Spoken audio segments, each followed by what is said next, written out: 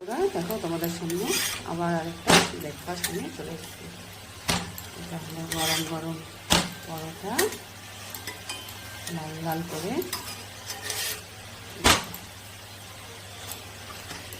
পরোটা, তার সাথে রয়েছে তোমার কপি, সাথে দেখো কপি ভাজা। এর মধ্যে আমি দিয়েছি তোমার শিমলা মরিচ, কাঁচা লঙ্কা, পেঁয়াজ। এটা লাল লাল করে আমি দিয়ে নেব এই ব্রেকফাস্টটা।